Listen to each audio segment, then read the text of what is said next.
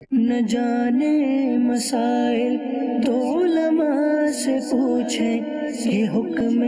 مبین ہم کو رب سے ملا ہے، چلو پوچھ کیسے جیے زندگی کو، چلو پوچھ لے کس میں رب کی رضا ہے،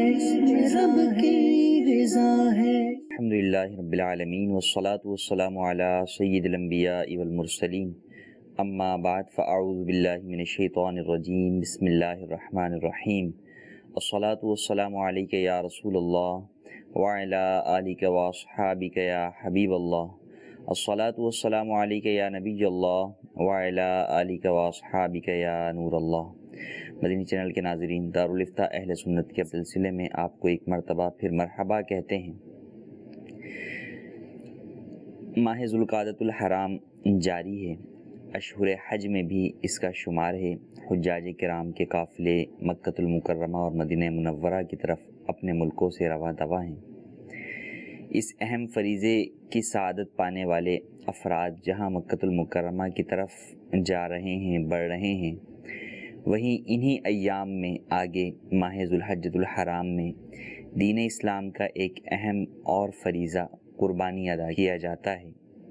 اور صاحب استطاعت مسلمان قربانی کی ادائیگی کرتے ہیں۔ یہ قربانی کیا ہے؟ قربانی کے احکام کیا ہیں؟ قربانی کس پر واجب ہے؟ اور قربانی سے متعلق مزید معلومات اور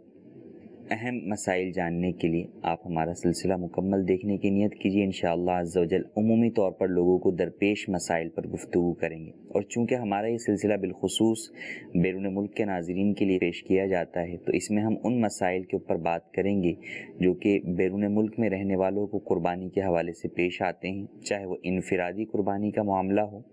یا وہ باہر رہتے ہوئے اپنے ملکوں میں اجتماعی قربانی میں حصہ لیتے ہیں۔ ان تمام امور کے اوپر بات کریں گے۔ ابتداءً درود پاک کی فضیلت سنتے ہیں۔ چنانچہ نبی رحمت شفیع امت صلی اللہ تعالی علیہ وآلہ وسلم کا فرمان عالی شان ہے، جس نے مجھ پر ایک بار درود پاک پڑھا، اللہ تبارک و تعالی اس پر 10 رحمتیں نازل فرماتا ہے، اور جو مجھ پر 10 مرتبہ درود پاک پڑھے، اللہ تبارک و تعالی اس پر 100 رحمتیں نازل فرماتا ہے، اور جو مجھ پر 100 مرتبہ درود پاک پڑھے، اللہ تبارک و تعالی اس کے دونوں آنکھوں کے درمیان لکھ دیتا ہے کہ یہ نفاق اور جہنم کی آگ سے آزاد ہے، اور بروز قیامت اسے شہداء کے ساتھ اٹھایا جائے گا۔ صلو علی الحبیب صلی اللہ تعالی علی محمد صلی اللہ علیہ وآلہ وسلم۔ ابتداءً قربانی سے متعلق احادیث ذکر کرتے ہیں۔ چنانچہ نبی رحمت شفیع امت صلی اللہ تعالی علیہ وآلہ وسلم کا فرمان عالی شان ہے کہ یوم النحر یعنی 10ویں ذی الحجہ کے دن ابن آدم کا کوئی عمل خدا کے نزدیک قربانی کرنے سے زیادہ پیارا نہیں، اور وہ جانور قیامت کے دن اپنے سینگ اور بال اور کھروں کے ساتھ آئے گا، اور قربانی کا خون زمین پر گرنے سے قبل ہی خدا کے نزدیک قبولیت کے مقام کو پہنچ جاتا ہے، لہٰذا اسے خوش دلی سے ادا کرو۔ اسی طرح ایک اور حدیث مبارکہ ہے، صحابہ کرام علیہم رضوان نے عرض کی، یا رسول اللہ صلی اللہ علیہ وسلم، یہ قربانیاں کیا ہیں؟ فرمایا، سنت ابیکم ابراہیم،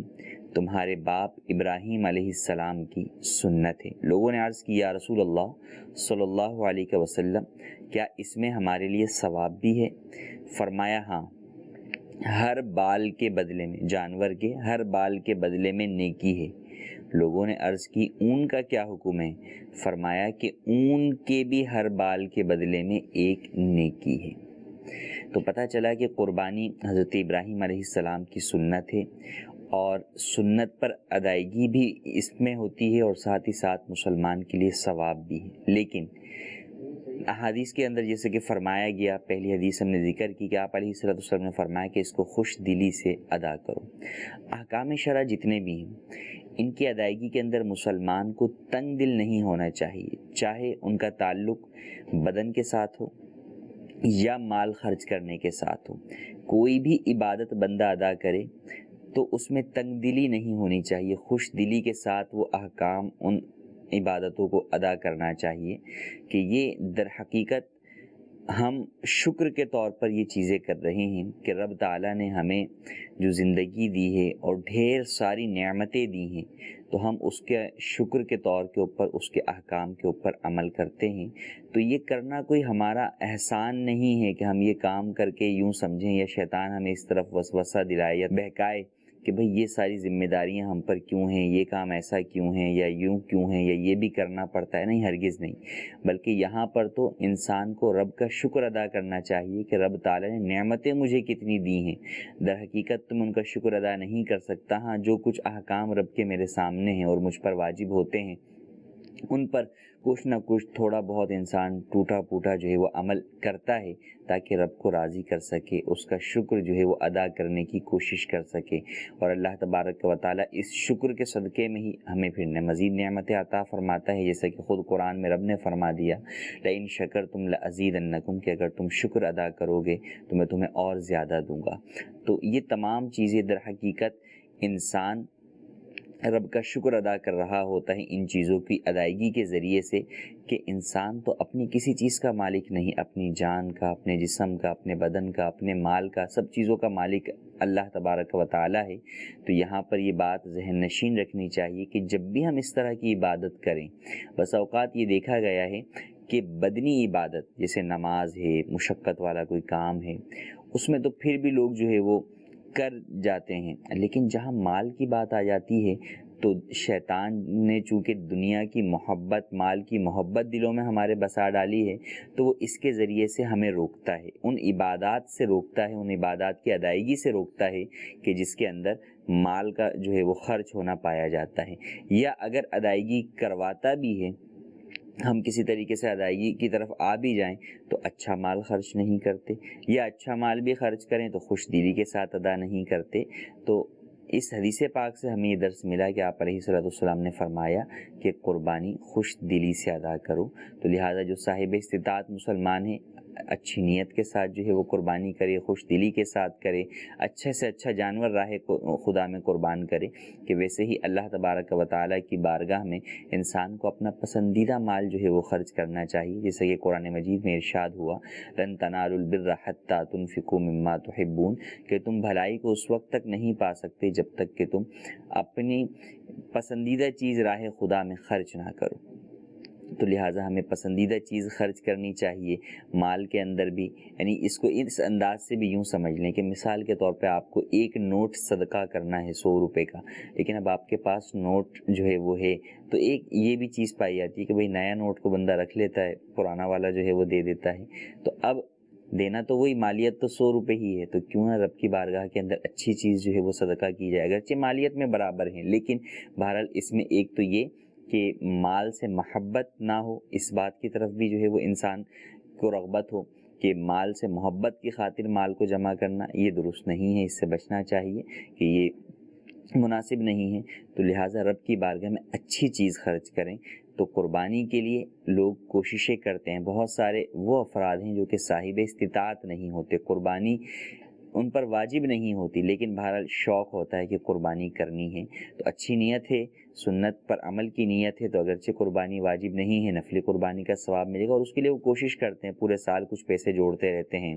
کوئی حصہ ڈالتا ہے تو کوئی چھوٹا جانور لاتا ہے، کوئی بڑا جانور لاتا ہے، الغرض کوششیں لوگوں کی ہوتی ہیں، لیکن جن کی نہیں ہوتی یا جن پر قربانی واجب ہے اور ان کی اس طرف توجہ نہیں ہوتی، تو ان پر بھی لازم ہے کہ قربانی جو ہے وہ جن پر لازم ہے وہ ادا کریں، اور قربانی کو خوش دلی کے ساتھ ادا کریں۔ انشاءاللہ عز و جل رب کی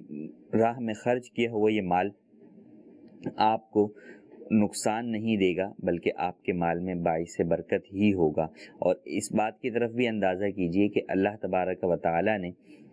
جتنے بھی مالی احکام ہیں ان کے اندر کس قدر جو ہے وہ مسلمانوں کے فائدے ہی فائدے ہیں، کہ یہاں قربانی کا جانور آپ نے ذبح کیا، آپ کی قربانی ادا ہو گئی، رب کو تو نہ خون پہنچا نہ گوشت پہنچا، اس کو تو آپ کا دل کا تقویٰ پہنچا ہے،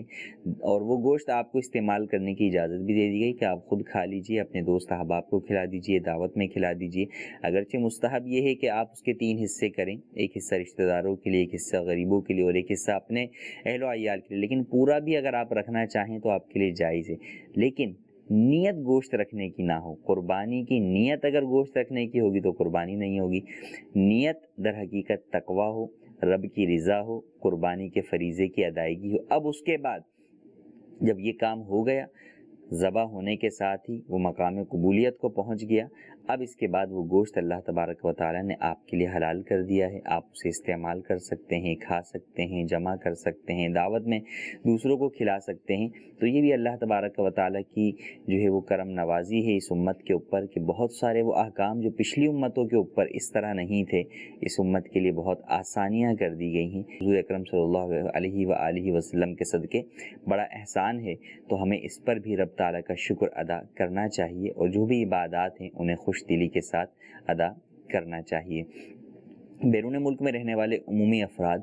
اجتماعی قربانی کو جو ہے وہ پریفر کرتے ہیں یا اس کو ترجیح دیتے ہیں، اس میں حصہ ڈالنے میں اپنا آسانی سمجھتے ہیں کہ بیرون ملک میں ہر جگہ قربانی کرنا آسان نہیں ہوتا، خود جانور لے کر ذبح کرنا، اور پھر اس کے دیگر معاملات۔ بعض جو غیر مسلم ممالک کے اندر رہنے والے افراد ہیں تو وہ وہاں پر گوشت کا کیا کریں گے، گوشت کس کو تقسیم کریں گے، ساتھ میں رہنے والے مسلمان نہیں ہیں یا ہیں تو بہت تھوڑے ہیں،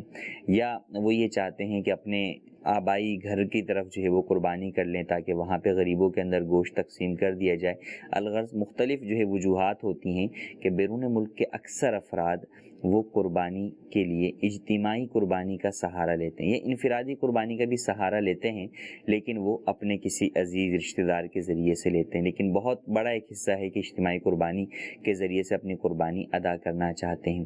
اب یہ جاننا ضروری ہے کہ اجتماعی قربانی کے سے پہلے ہمیں کن کن باتوں کا خیال رکھنا ضروری ہے۔ اجتماعی قربانی کرنے والی انتظامیہ یا ادارہ یا تحریک یا تنظیم یا کوئی بھی ڈپارٹمنٹ، اس کی حیثیت شرعی اعتبار سے کیا بنتی ہے، خود اس ادارے یا ڈپارٹمنٹ کو کن باتوں کا خیال رکھنا چاہیے، اور وہ افراد جو اپنی قربانی جیسی اہم عبادت اس کے سپرد کر رہے ہیں انہیں کن چیزوں کو پیش نظر رکھ کر دیکھنا چاہیے۔ جیسے اگر آپ فی زمانہ اگر مختلف چیزوں کے اوپر بات کریں کہ اگر آپ آڈٹ کروا رہے ہیں اپنی کمپنی کا، تو آپ آڈیٹر جو بھی دوسری کمپنی ہوگی آڈیٹر، اس کے آپ جو ہے وہ چیزیں چیک کریں گے کہ وہ گورنمنٹ کی طرف سے لائسنس یافتہ ہے نہیں ہے دیگر۔ جب آپ کو اطمینان ہوگا پھر ہی آپ اپنی کمپنی کا آڈٹ اس کے جو ہے وہ سپرد کریں گے۔ اور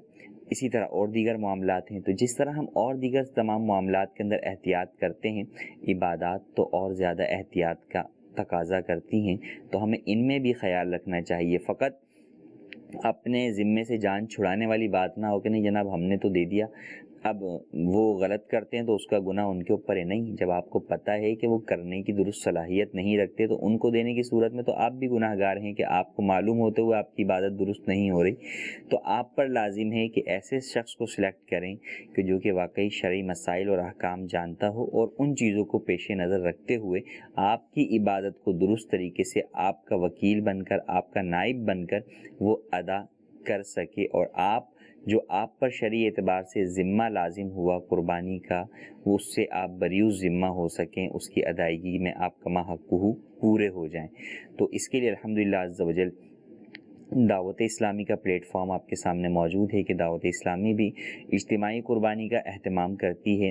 بیرون ملک کے لیے بھی کرتی ہے اور اندرون ملک بھی کرتی ہے، اور بیرون ملک کا آن لائن پورا سسٹم ہے، اور بہت ساری شرعی احتیاطوں کو پیش نظر رکھتے ہوئے اجتماعی قربانی کا دعوت اسلامی میں اہتمام کیا جاتا ہے۔ اور الحمدللہ عز و جل دیگر شعبہ جات کی طرح دعوت اسلامی کے اس شعبے کی بھی اپنی ایک اہم خصوصیت ہے۔ دارالفتہ اہل سنت سے رہنمائی کی روشنی میں اس کے اپنے مدنی پھول مقرر ہیں، باقاعدہ وکالت نامہ ہے کہ ایک ایک فرد کو پڑھ کر بتایا جاتا ہے، ان سے دستخط کروائے جاتے ہیں کہ آپ کس چیز کا وکیل بنا رہے ہیں، ہم کیا کریں گے، کس طریقے سے کریں گے آپ کی قربانی، یہ تمام چیزوں کو پیش نظر رکھ کر کیا جاتا ہے۔ تو اب دعوت اسلامی کی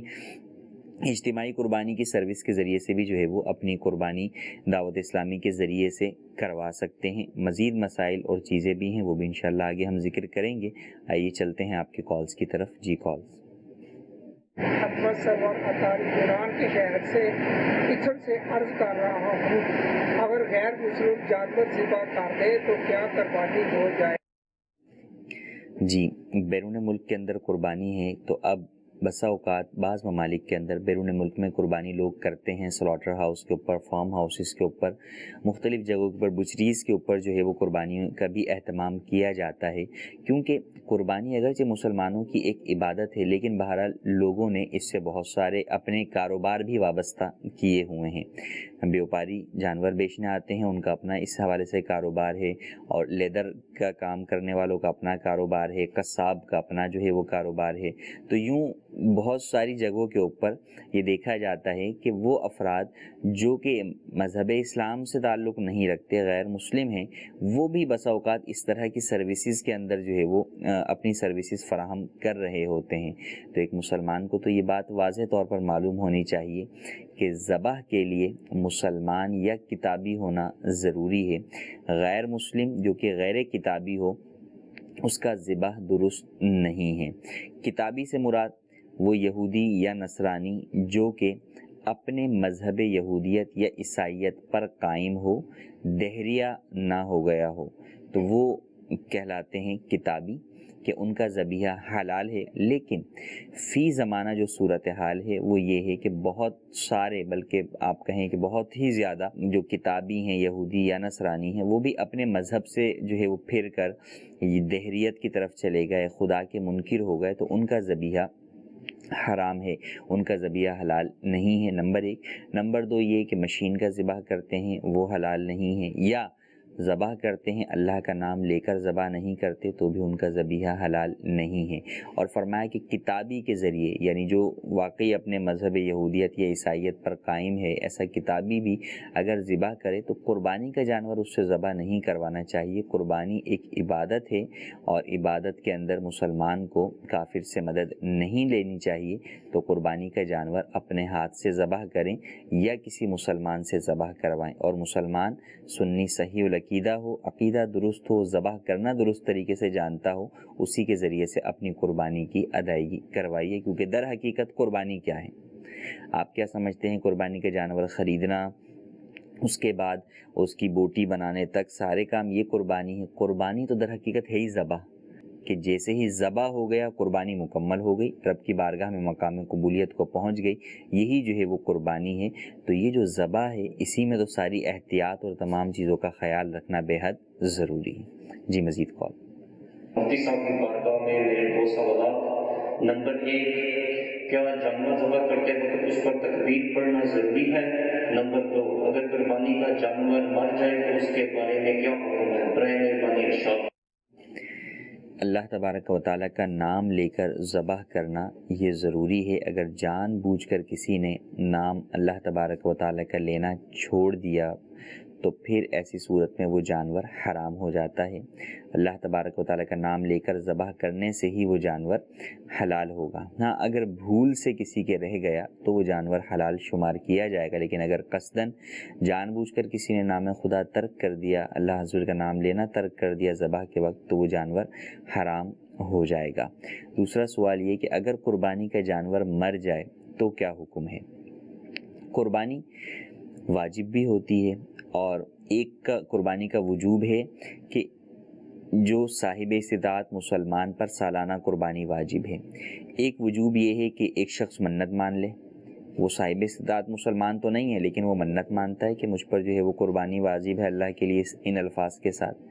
اور ایک یہ ہے کہ فقیر ہے، صاحب نصاب مسلمان نہیں ہے، لیکن بہرحال وہ قربانی کی نیت سے جانور خرید لیتا ہے۔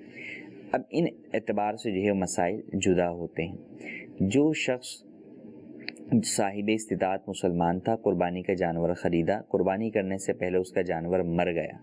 تو اگر اب بھی یہ شخص صاحب نصاب ہے تو اس پر لازم ہے کہ دوسرا جانور خریدے، یا کم از کم ایک حصہ بڑے جانور کے اندر ڈالے، تاکہ قربانی کے واجب کی جو ادائیگی اس پر لازم ہے وہ ادا ہو سکے۔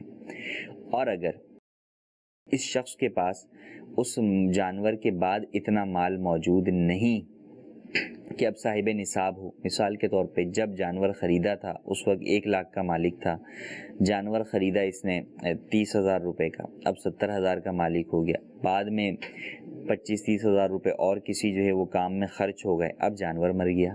اب اس کے پاس جو ٹوٹل جو بھی اس کا مالیت والا مال ہے وہ 30,000 ہی بچتا ہے، تو 30,000 کے اعتبار سے یہ صاحب نصاب نہیں ہے، تو اب اس پر دوبارہ دوسرا جانور خرید کر قربان کرنا لازم نہیں ہے کہ اب یہ صاحب استطاعت مسلمان نہ رہا۔ اور دوسری صورت جو ہم نے بیان کی کہ وہ شخص جو کہ منت مانتا ہے قربانی کی، یا وہ قربانی کی نیت سے جانور خریدتا ہے۔ منت مانتا ہے تو بہرحال اس کے اوپر قربانی کرنا ہی واجب ہوگا، دوسرا جانور خرید کر قربانی کرے گا۔ اور اگر قربانی کی نیت سے کسی شخص نے جانور خریدا اور وہ مر گیا تو اب اس کے اوپر دوبارہ دوسری قربانی کرنا واجب نہیں ہوگا، اس پر اسی جانور کی قربانی لازم تھی، اگر وہ مر گیا تو اب اس پر دوسرے جانور کی قربانی لازم نہیں ہوگی۔ جی مزید کو کمبر عباس ستاری گریس کے شہر ایتھن کلونو سے بات کر رہا ہوں۔ میرا مفتی صاحب سے سوال یہ ہے، کیا جانور مشین کے ذریعے ذبح کیا جائے قربانی ہو جائے گی؟ بیرون ملک کے اندر کئی ممالک کے اندر ذبیحہ مشین کا ہوتا ہے کہ جانوروں کو مشین کے ذریعے سے ذبح کیا جاتا ہے۔ اب وہ مشین یا تو خود بخود جو ہے وہ چلتی ہے، یا یہ کہ بسا اوقات یوں بھی کہ کوئی شخص جو ہے وہ اس کے بٹن کے اوپر ہاتھ رکھ کر کھڑا ہوتا ہے اور وہ بسم اللہ پڑھ کے بٹن چلاتا ہے اور یوں وہ مشین ذبح کرتی ہے۔ تو یہ بات یاد رہے کہ مشین کا ذبیحہ ناجائز ہے، مشین کا ذبیحہ حرام ہے، اس کی ہرگز اجازت نہیں ہے۔ ذبح کرنے کی جہاں شرائط ہیں اس کے اندر یہ بھی شرط ہے کہ ذبح کرنے والا عاقل ہو، کہ وہ شخص عقل مند ہو۔ مشین کے اوپر عقل کی کوئی وہ تعریف صادق نہیں آتی، وہ عاقل نہیں ہے، لہٰذا اس کا ذبیحہ حلال نہیں ہے، تو اس کی ہرگز اجازت نہیں ہے۔ لیکن یہ فقط تعلق ہے ذبح تک۔ اگر ذبح جو ہے وہ مسلمان اللہ کا نام لے کر ہاتھ سے کر دیتا ہے، اب ذبح کے بعد اس کا کھال اتارنا یا اس کی جو ہے وہ ہڈیاں یا اس کی بوٹیاں وغیرہ مشین کے ذریعے بنوائی جاتی ہیں تو اس میں حرج نہیں ہے۔ کچھ میسیجز کی طرف بھی ہم بڑھتے ہیں۔ ایک سوال یہ ہے کہ قربانی کس کس پر واجب ہوتی ہے؟ قربانی کی شرائط ہیں، ان شرائط میں سے مسلمان ہونا، عاقل ہونا، بالغ ہونا اور مقیم ہونا، کہ مسافر پر قربانی لازم نہیں، اور صاحب استطاعت مسلمان ہونا۔ صاحب استطاعت سے مراد یہ کہ اس کی ملکیت میں 7.5 تولہ سونا یا 52.5 تولہ چاندی ہو، یا 52.5 تولہ چاندی کی مالیت کے برابر حاجت اصلیہ سے زائد مال ہو کسی بھی قسم کا، چاہے وہ مال نامی ہو یا غیر نامی ہو۔ ایکسٹرا سامان ہے یا پلاٹ ہے، اس کے اوپر یہ رہائش جو ہے وہ نہیں رکھتا، تو اگر اس کی مالیت بھی 52.5 تولہ چاندی کو پہنچتی ہے تو قربانی اس شخص کے اوپر واجب ہوگی۔ یوں ہی زکوٰۃ اور قربانی کے معاملے کے اندر فرق ہے، اس چیز کو پیش نظر رکھنا ضروری ہے۔ بہت سارے وہ افراد ہیں جن پر زکوٰۃ لازم نہیں ہوتی، لیکن بہرحال قربانی لازم ہوتی ہے، کیونکہ قربانی کا نصاب جدا ہے، قربانی میں مال نامی کی شرط نہیں ہے، تو گھر کا اضافی سامان ہے، حاجت اصلیہ سے زائد ہے، اب اگر اس کی مالیت بھی نصاب کی مقدار کو پہنچتی ہے تو اس کی وجہ سے قربانی لازم ہوگی۔ ایک سوال یہ ہے کہ کیا کسی کی طرف سے قربانی کرنی ہو تو نیت کس طرح کریں گے؟ قربانی اگر کسی شخص زندہ شخص کی طرف سے کر رہے ہیں کہ اس کی طرف سے قربانی، اس پر قربانی واجب ہے، تو اولاً تو اس سے اجازت لے کر کریں گے، تو اجازت لے کر اس کی طرف سے ذبح کر دیا جائے گا۔ ذبح کے بعد دعا پڑھی جاتی ہے، اس میں جو ہے وہ اللہم تقبل منی کہا جاتا ہے کہ میری جانب سے قبول فرمائے یا اللہ اس قربانی کو، تو وہاں پر یوں کہہ دیا جائے کہ اللہم تقبل من فلاں، فلاں کی طرف سے قبول کر، ورنہ اصل جو نیت ہے وہ کافی ہے ذبح سے پہلے کہ یہ فلاں کی طرف سے یہ جانور ذبح کیا جا رہا ہے۔ یوں ہی واجب نہیں ہے، ایصال ثواب کے طور پر جو ہے وہ ادا کر رہے ہیں، مرحوم والدین کی طرف سے ادا کر رہے ہیں، تو نیت کر لیں کہ والدین کی جانب سے جو ہے وہ قربانی ادا کر رہا ہوں، تو یوں بھی ان کو بھی اس کا ایصال ثواب پہنچ جائے گا۔ ہاں اگر آپ پر خود قربانی واجب ہے تو پہلے اپنی قربانی ادا کیجئے، پھر اگر آپ کو صاحب استطاعت ہے دوسری قربانی والدین کی طرف سے کر دیجئے، اور اگر اتنی استطاعت نہیں ہے تو اپنی جانب سے قربانی کرنے کے بعد اس قربانی کا ثواب والدین کو ایصال ثواب کر دیجئے۔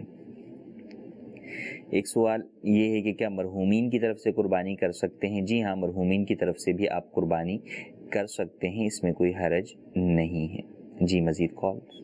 سوال ایک یہ کرنا، سنت موقدہ کی جو تفصیل ہے یہ کہاں سے، کون کون سی بکس کا اگر مطالعہ کیا جائے تو یہ مل سکتی ہیں؟ سنت مؤکدہ کی تفصیل اگر نمازوں کے اعتبار سے آپ پوچھنا چاہ رہے ہیں کہ نمازوں میں کون کون سی رکعات سنت مؤکدہ ہیں، تو وہ ہم عرض کر دیتے ہیں کہ فجر کی نماز میں 2 سنت مؤکدہ قبلیہ ہیں، اسی طریقے سے ظہر میں 4 ابتداً جو پہلے 4 سنتیں پڑھی جاتی ہیں وہ مؤکدہ ہیں، اور بعد میں پڑھی جانے والی 2 سنتیں بھی مؤکدہ ہیں۔ مغرب میں مغرب کی نماز کے بعد پڑھی جانے والی 2 سنتیں مؤکدہ ہیں، اور عشاء میں عشاء کے بعد پڑھی جانے والی 2 سنتیں مؤکدہ ہیں۔ جمعہ کے اندر پہلی 4 سنتیں مؤکدہ ہیں اور بعد والی 4 سنتیں مؤکدہ ہیں۔ تو یہ ہیں نمازوں کے اعتبار سے سنن مؤکدہ کی تفصیل۔ اوورآل اگر آپ بات کریں کہ بھئی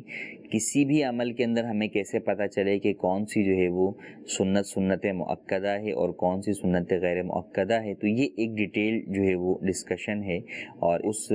موضوع سے متعلق جو کتابیں لکھی ہوتی ہیں اس میں عمومی طور پہ ذکر کیا جاتا ہے۔ جیسے ایک ہے عام کتاب،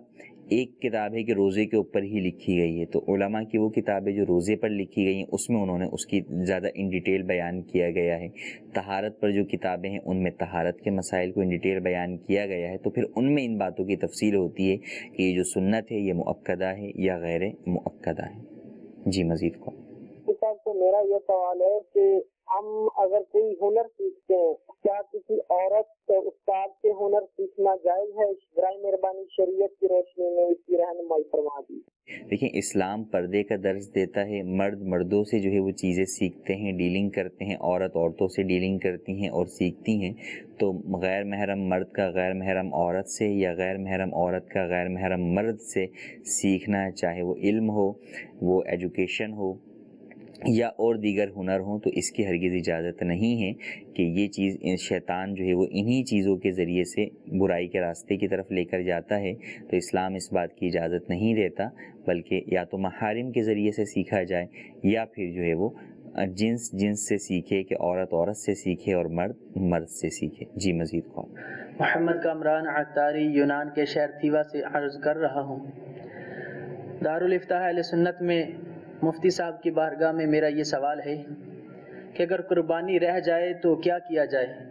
برائے کرم رہنمائی فرما دیجئے، جزاک اللہ خیرہ۔ قربانی واجب ہوئی اور پھر قربانی ادا نہ کر سکے تو اب کیا کریں؟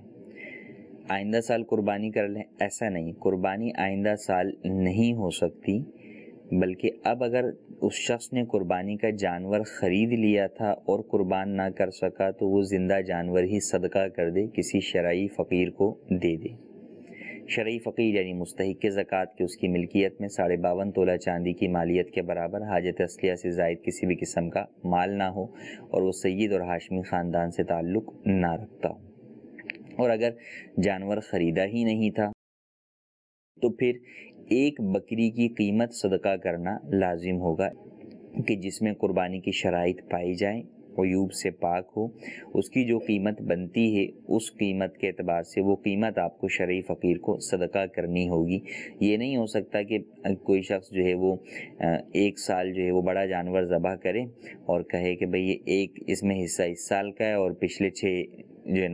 6 سالوں کی جو مجھ پر قربانی بنتی ہے وہ میں اس میں کر رہا ہوں۔ یوں کرنا ہرگز درست نہیں ہے، یہ جائز نہیں ہے، اور بکری کی قیمت صدقہ کرنا لازم ہے۔ جب آپ قربانی کرنے کے لیے جا رہے ہیں تو آپ کے پاس آپشن موجود ہیں کہ یا تو آپ بکری یا بکرا کر لیجئے یا آپ بڑے جانور کا حصہ لے لیجئے، لیکن یہ آپشن ابھی ہے قربانی کرنے سے پہلے۔ جب قربانی کا ٹائم گزر گیا اور آپ پر قربانی کی قیمت صدقہ کرنا لازم آتی ہے تو اس وقت حصے کی قیمت صدقہ کرنا آپ کے لیے کافی نہیں ہوگا، بلکہ اب آپ کو بکری کی قیمت ہی صدقہ کرنا لازم ہوگا۔ جی مزید کو صاحب سے سوال ہے میرا کہ غسل کرنے میں پانی زیادہ بہانا گناہ ہے یا اسراف ہے؟ ہم گاؤں کے لوگ ہیں، ٹیوب ویل چلا کر نہاتے ہیں، غسل کرتے ہیں، اس میں تو پانی زیادہ ہی آتا ہے، اس پہ روشنی ڈالیں۔ نبی کریم صلی اللہ تعالیٰ علیہ وآلہ وسلم سے صحابی رسول نے پوچھا کہ اسراف کے بارے میں، جب آپ علیہ السلام نے ارشاد فرمایا کہ کیا نہر کے کنارے پر بھی اسراف ہے؟ فرمایا ہاں، وہاں بھی اسراف ہے۔ تو ٹیوب ویل ہے یا دیگر چیزیں ہیں، اس کے اندر ایک یہ ہے کہ ایک پانی جو ہے وہ اپنی رفتار سے بہہ رہا ہے اور اس کے اندر کوئی شخص نیچے جا کر جو ہے وہ کھڑا ہو جاتا ہے یا سمندر میں جو ہے وہ جا کر نہا لیتا ہے، تو اب اس کے اندر اس کی جانب سے اسراف نہیں ہے، یہ اپنا اس پانی سے جتنا استفادہ کرنا ہے وہ کر کے جو ہے وہ آ جاتا ہے۔ اور ایک یہ ہے کہ جیسے ہینڈ پمپ ہے یا اس طرح کی کوئی چیز ہے کہ اس سے جو ہے وہ پانی کی دھار، مثلا نلکے کی ایک دھار ہو اور ایک موٹے پائپ کی دھار ہو، اب وہ موٹے پائپ کی دھار سے جو ہے وہ نہاتا ہے اور بہت سارا پانی جو ہے وہ ضائع ہوتا ہے، تو بہرحال اس کی ہرگز اجازت نہیں ہوگی کہ اسراف کی اجازت اس بنیاد پر نہیں ہے کہ اسراف منع یوں ہے کہ پانی کم ہو، بلکہ پانی زیادہ ہو، جب بھی بہرحال اسراف ہی ہے، وہ ناجائز اور گناہ ہی ہے، اس سے بچنا ضروری ہے۔ میسیجز کی طرف بھی ہم بڑھتے ہیں۔ ایک سوال یہ ہے کہ قربانی کے گوشت کے حصوں کے متعلق ارشاد فرمائیں کہ کتنے حصے ہوتے ہیں۔ قربانی کے گوشت کے 3 حصے کرنا مستحب ہے، ایک حصہ غرباء کے لیے، فقیروں کے لیے، ایک حصہ رشتہ داروں کے لیے اور ایک حصہ اپنے اہل و عیال کے، لیکن یہ مستحب ہے، واجب نہیں ہے۔ اگر کوئی شخص پورا گوشت بھی اپنے اہل و عیال کے لیے رکھ لیتا ہے یا پورا گوشت ہی بانٹ دیتا ہے یا پورا گوشت ہی رشتہ داروں میں تقسیم کر دیتا ہے تو اس میں کوئی حرج نہیں ہے۔ ایک سوال یہ ہے کہ قربانی کا جانور بیمار ہو جائے تو کیا حکم ہے؟ قربانی کا جانور بیمار ہو جائے تو اس کی عیادت کر لیں، یعنی اس کا علاج جو ہے وہ کر لیں، علاج وغیرہ اس کا جو ہے وہ کروایا جا سکتا ہے، اور اگر وہ جانور مرنے کے قریب ہو تو پھر اسے بہرحال ذبح بھی کیا جا سکتا ہے۔ اب جب ذبح کریں گے تو اگر وہ غنی تھا تو اب وہ غنی شخص تو اس کا گوشت جو ہے وہ کھا بھی سکتا ہے، دوسروں کو بھی کھلا سکتا ہے، لیکن اگر فقیر تھا کہ اس کے اوپر قربانی واجب نہیں تھی، اس نے قربانی خرید کر اپنے اوپر جو ہے واجب کی یا منت کی تھی، تو پھر بہرحال اس کو اس کا گوشت جو ہے وہ صدقہ کرنا ہوگا۔ جی مزید کال۔ میرا نام محمد اجمل اتاری ہے، میں یونان کے شہر خلقیدہ سے عرض کر رہا ہوں۔ مفتی صاحب کی بارگاہ میں ایک سوال عرض کرنا تھا۔ سوال یہ ہے کہ اجتماعی جو قربانی ہے اس میں حصہ لینے والوں کو کن کن باتوں کا جو ہے وہ خیال رکھنا چاہیے؟ اجتماعی قربانی میں حصہ لینے والوں کو سب سے پہلے تو اس بات کا خیال رکھنا ضروری ہے کہ آپ جس کے پاس حصہ ڈال رہے ہیں وہ کون ہے، وہ قربانی کے مسائل کو جانتے کتنا ہیں، اجتماعی قربانی کے معاملات کو کتنا دیکھتے ہیں، آیا وہ فقط کاروباری غرض سے ہی یا کھال کی غرض سے ہی تو فقط کام نہیں کر رہے، مسائل کا ان کو علم ہی نہ ہو، تو کہیں ایسا نہ ہو کہ اس چیز سے غفلت کی وجہ سے آپ کی قربانی ہی ضائع ہو جائے، انہیں کھال تو مل جائے لیکن آپ کی قربانی ادا نہ ہو۔ اگرچہ وہ بھی گناہ گار ہوں گے لیکن بہرحال آپ پر بھی تو احتیاط ضروری ہے کہ اپنی عبادت کی ادائیگی اس طریقے سے کروائیں کہ وہ درست طریقے سے ادا ہو سکے۔ تو سب سے پہلے اس سلیکشن میں اس بات کا خیال رکھنا ضروری ہے کہ جن کو آپ دے رہے ہیں کہ میری طرف سے قربانی ادا کر دیں، تو کیا واقعی وہ ان تمام چیزوں کو، مسائل کو جانتے ہیں۔ یہ چیک کرنے کے بعد ہی آپ کسی کو اپنی قربانی ادا کرنے کا ذمہ دیں۔ اور پھر اجتماعی قربانی میں جو کرنے والے افراد ہیں، اجتماعی قربانی کو جو مینیج کرتے ہیں، ان کو یہ بات ذہن نشین رکھنی چاہیے کہ اکثر صورتوں کے اندر جو ان کا پاس لوگوں کا مال ہوتا ہے کیش کی صورت میں، بعد میں جانور آنے کی صورت میں، ان تمام چیزوں کے اندر یہ ساری چیزیں ان کے پاس بطور امانت ہوتی ہیں، تو امانت کی حفاظت کے اپنے احکام ہیں، ان کا خیال رکھنا ضروری ہے۔ پھر کون سا جانور کن شرکاء کا ہے اس کی تعیین جو ہے وہ یہ ضروری ہے۔ خرید و فروخت کے اندر احتیاط ضروری ہے کہ مارکیٹ کے حساب سے ہی خریدا جائے، یہ نہ ہو کہ اپنے اناڑی پن کی وجہ سے یا عدم تجربہ کار نہ ہونے کی وجہ سے 50,000 والا جانور 1 لاکھ روپے کا خرید کے لے آئیں اور حصے داروں کے اوپر اس کے پیسے جو ہے وہ چڑھا دیے جائیں۔ تو اس طرح کی غفلتیں کرنے والے افراد نہ ہوں، بلکہ ان تمام معاملات کے اندر احتیاط کرنے والے ہوں، یوں ہی مسائل کو جاننے والے ہوں، افواہوں کی بنیاد پر مسائل پر عمل کرنے والے نہ ہوں کہ جناب بیوپاری نے کہہ دیا کہ یہ جانور تو 2 سال کا ہے، آپ اس کی کر سکتے ہیں، تو آپ لے کر آ گئے، بعد میں پتہ چلا کہ جناب جو ہے وہ اس کے اوپر تو قربانی نہیں ہو سکتی۔ تو یہ کہ ان کے سارے معاملات معلوم ہوں، وہ فقط دیکھا گیا یعنی اس طرح کا کہ بعض لوگ جو ہے وہ ان چیزوں کے اندر آگے بڑھ کر پیش تو ہوتے ہیں لیکن ان چیزوں سے ناواقف ہوتے ہیں۔ بلکہ ایک دفعہ کا مجھے یاد پڑتا ہے کہ وہ قربانی کا جانور لے کر آ گئے اور رابطہ کیا انہوں نے مجھ سے بھی، تو وہی کہ وہ 2 دانت والا جو ہے وہ جانور نہیں تھا. تو ان کا یہ کہنا تھا نہیں مفصل دیکھنے میں بڑا ڈیل ڈول والا ہے اور بڑا بھاری فربا سا ہے, یہ تو 3 سال کا ہی جو ہے وہ لگتا ہے. تو بھائی وہ اس کی آپ کو جسامت تھوڑی دیکھنی ہے, آپ کو اس کی عمر دیکھنی ہے. تو اب عمر اور جسامت 2 الگ الگ چیزیں ہیں. تو جسامت کی بنیاد کے اوپر فیصلے کر رہے ہوتے ہیں کہ نہیں یہ جانور 2 سال کا ہوگا, 3 سال کا ہوگا. تو وہ افراد جو یہ کام کرنے جا رہے ہیں ان کو یہ پتہ تو کہ مسئلہ کیا ہے, کس جانور کو لینا ہے, کون سا اس معیار پر اترتا ہے, کون سا نہیں اترتا, پھر کون سے خرچے آپ کر سکتے ہیں. اگر خدا نہ خواستہ, اور ہوتا ہے ایسا نہیں کہ ایسا ہوتا نہیں ہوگا, ہم وہ بات کر رہے ہیں کہ جو ہو ہی نہیں سکتی ہو. کوئی جانور مر گیا, اب وہ کس کا مرا ہے؟ اگر آپ جو ہے وہ 49 جو ہے وہ آپ پرسنس کے لیے قربانی کے جو ہے وہ 7 جو ہے وہ جانور لے کر آئے ہیں بڑے, ان میں سے ایک مر گیا, اگر آپ نے یہ تعیین نہیں کی کہ یہ جانور کس کا ہے تو اب کیا ہوگا؟ اچھا پھر یہ جو آنے جانے کے اندر اخراجات ہوتے ہیں, خدا نہ خواستہ کسی کی رقم چوری ہو گئی, چھن گئی,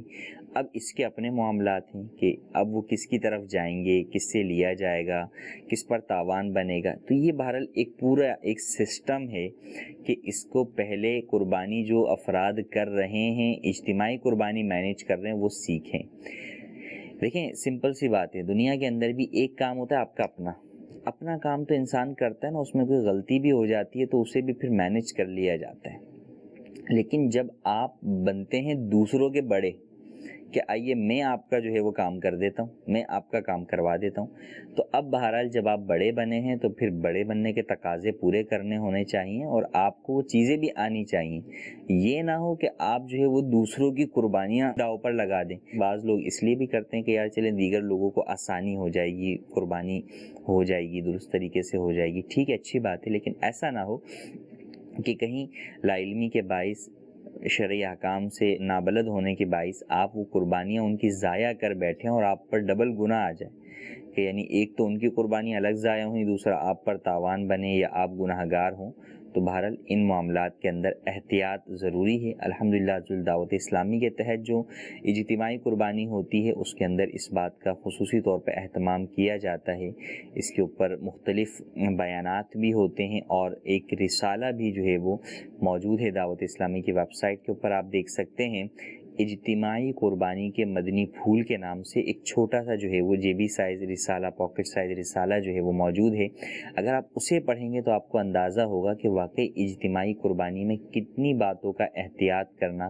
ضروری ہے, خاص کر جو ہے وہ نظام ضروری ہے. پھر بعض لوگ اس معاملے کو, اجتماعی قربانی کو کاروباری انداز میں بھی چلا رہے ہوتے ہیں کہ وہ کاروباری بنیاد پر اجتماعی قربانی کا اہتمام کرتے ہیں. ان کے اپنے جدا مسائل ہیں, کیونکہ بہت ساری جگہوں کے اوپر, بلکہ میں کہوں کہ اکثر جگہوں کے اوپر یہ ہے کہ اجتماعی قربانی میں حصہ لینے والوں کے ذہن میں یہ نہیں ہوتا کہ یہ سامنے والا فرد کاروبار کر رہا ہے,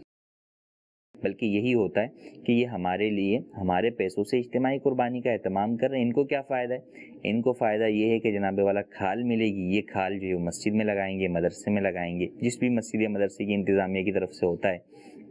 یا تحریک ہے جیسے دعوت اسلامی ہے تو جناب اس کے جو ہے وہ نیک اور جائز کاموں کے اندر لگے گا. تو یہ مقصود ہوتا ہے. کسی کے ذہن میں یہ نہیں ہوتا کہ نہیں یہ اس سے کاروبار کر رہے ہیں اور اس کے اوپر یہ نفع کمائیں گے, ایسا ہرگز یہ مقصود نہیں ہوتا. اسی لیے اگر لوگوں کو پتہ چل جائے کہ بھئی قربانی کے بعد اتنا پیسہ جو ہے وہ بچ گیا ہے فی حصہ, مثلاً حصہ جو ہے وہ 10,000 کا تھا اور 8,000 جو ہے وہ بنا, تو اب وہ لازمی سی بات ہے ان کا یہی تقاضا ہوگا کہ بھئی ہمیں پیسے واپس کیے جائیں. تو بہرحال ان تمام باتوں کا خیال رکھنا ضروری ہے. تو اس رسالے کا مطالعہ کریں, جو اجتماعی قربانی کرنے والے افراد ہیں انشاءاللہ انہیں بے حد فائدہ ہوگا. اللہ تبارک و تعالی سے دعا ہے جو سنا اسے یاد رکھنے, اس پر عمل کرنے اور دوسروں تک احکام پہنچانے کی توفیق عطا فرمائے. آمین بجاہ النبی الامین. صلو علی الحبیب صلی اللہ تعالی علی محمد صلی اللہ علیہ وآلہ وسلم. نہ جانے مسائل تو علماء سے پوچھیں, یہ حکم مبین ہم کو رب سے ملا ہے, چلو پوچھ کیسے جیے زندگی کو, چلو پوچھ لے کس میں رب کی رضا ہے, رب کی رضا